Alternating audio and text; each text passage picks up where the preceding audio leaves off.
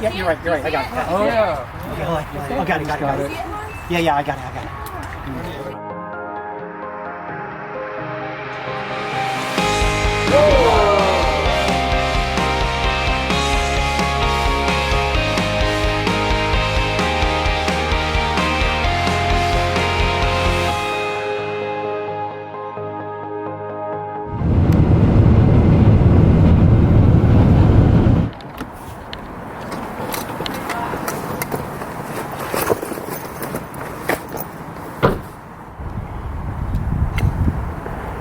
Back in 2008, burned down to the ground. So that, in fact, I think it wiped out like Several? It's a 12-inch made along with an A6000. It's called an Alpha 6000. It's by Sony. It's got a huge number of megapixels, and it's important to get the definition. Exactly, the definition. Right here is the zoom. There's a, I think it starts with what is it? It's 24 millimeters, which starts at like 100 times.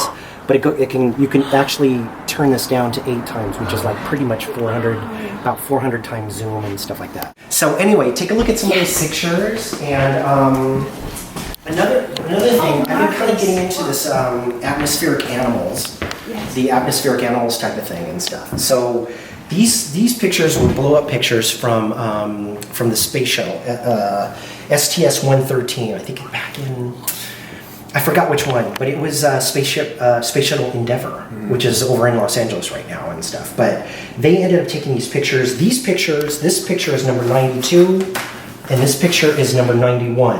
Now they're traveling at 17,500 miles an hour. Okay, so every second that they take a picture, it's about 5 miles. Okay, it's 5 miles a second. If there was an artifact here, 1 second later, the artifact would be here. Yes. Right. So if you take a look.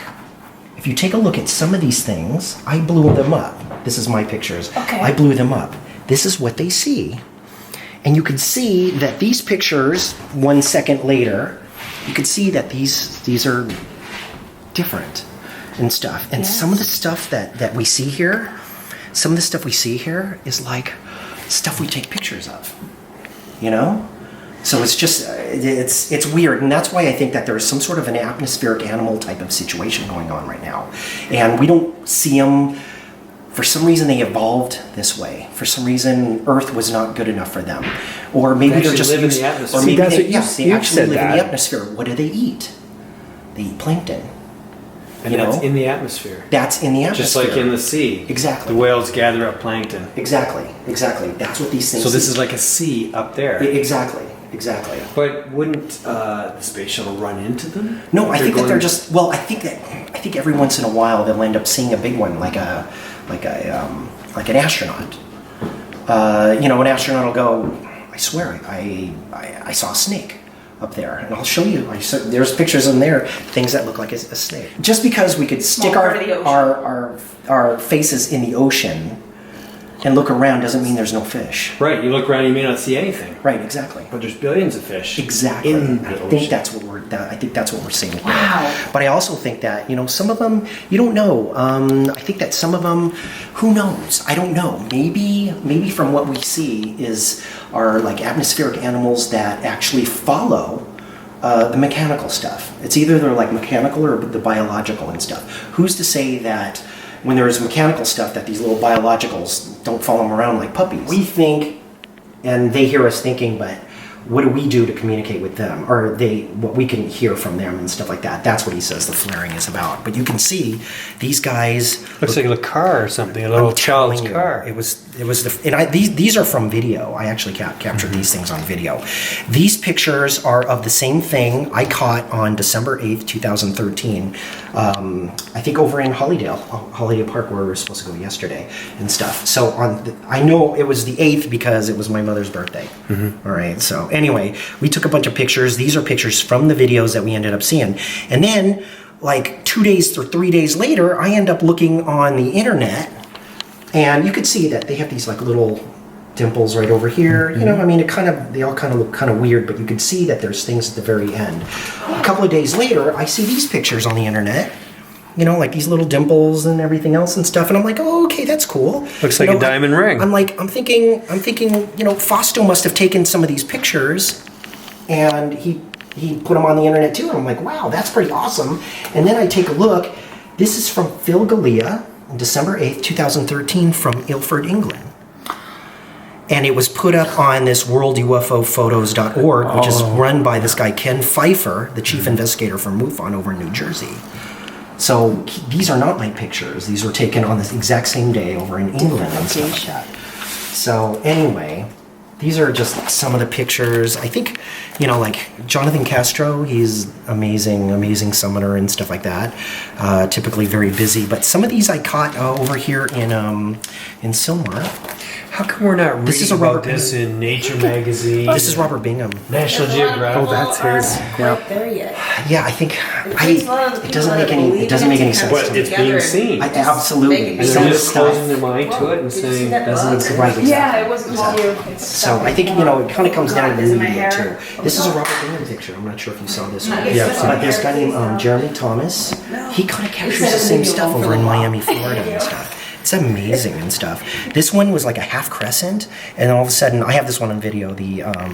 There's this orb that like passes right by him. I'm kind of into orbs, and they have these things. I call them markers. These like balloon-looking things, these balloon-looking structures. Okay. It looks like a balloon, but what ends up happening is that it's almost like they use these markers to go with orbs. They have orbs, that fly by them and stuff. So they'll actually use aerial phenomenon in order to say, hey, check this out. They might put it out, they might not put it out. I mean, it could be a atmospheric guidepost, signpost. It could be mile marker. We call it a marker. I mean, it could be just something that says, hey, look at this, and everybody's drawn to it, and all of a sudden, bam, something will fly right by it and stuff like that. So this was that looks like a fist. I think this might have been one of my first captures. This was with Robert Bingham. We captured this one over January. Looks like an old European telephone. Look at this. Look. Oh, it looks like I have it on video. seahorse. It looks like a seahorse. This is not mechanical. Yeah, This is not mechanical. It's biological. And now I have this one on video. You can see it. It's spinning. It's got polka dots on it and stuff. I mean, this is what we end up seeing. And so this one I think I saw on the very same day and stuff like that. But look at this. Oh, what? Now we call this melded. Things are melted together. Do you have that shot? Oh, Henry, in the box. It's melted. This is from Robert Bingham's event too and stuff. Look at this. It looks like a vein. Oh, You can see it. It looks like a vein. But these are atmospheric creatures. These are atmospheric creatures, which, I mean, I'm telling you, if you take a look at some of the bacteria that's out there, the bacteria will have a phyla, some sort of a stalk, or some sort of like a sperm will have like a tail on it and stuff like that. Some of these things look like, that's why we end up getting hassled from online and stuff, because they look like balloons and stuff. But some of them don't follow. Some of them don't follow the patterns. So For example, they reproduce and everything up in the sky. For example, this one. Look at this. Wow. Do you think that's a sperm looking for? It does look like that. You could see now if you take a look at this picture. This is a balloon. Yes. With a streamer. Yes. This is a streamer. Yes. This is a streamer. Yes. Okay. It's 1/20th of an inch. Okay? It's 1/20th of an inch. You should be able to take 60 of these things, 60 of them side by side by side, 60 to make up the width of that. The width, okay? If you put 60 of them side by side, if you put them this way, okay, now it's a different story and stuff. How many side by side can you put aside to make up the width of this balloon? Don't know. Have you done the measurements? No, you could take a look. What? Maybe 4 or 5. Yeah. 5? Yeah. How thick must that be? It's not real. I ended up just doing. Oh, you mean to prove that it's not a Mylar balloon? It's not a Mylar balloon, right, correct? Because it's too big. But if you showed the average person, They would say that's a balloon. what is this? Yeah. It's a Oh, balloon. It's a You children's guys are balloon. It's crazy. gone up into the atmosphere. Absolutely. But the measurements But look at don't pan out. Exactly. Yeah. Look at it. Even this, same thing, right? Exactly. Actually, this is one of Robert Bingham's recent videos and stuff. This thing I have on video actually there's nodes that actually pooch out and move. It totally moves. morphs. and stuff. And I'm telling you, if you look at it, you're like, no way. What a world This we is- live in. Right, but you know what, but if you show people this, it's a Yeah, balloon. I They always So- thought the ocean was the last bastion of things to be discovered. Wrong. It's the atmosphere. Atmosphere. Six fingers.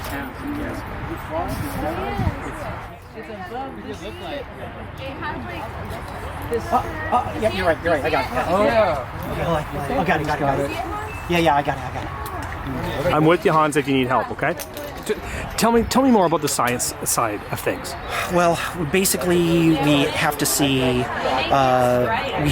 and try to duplicate what we end up seeing up in the sky, and that'll prove that what we're seeing is beyond the physics that we're normally seeing.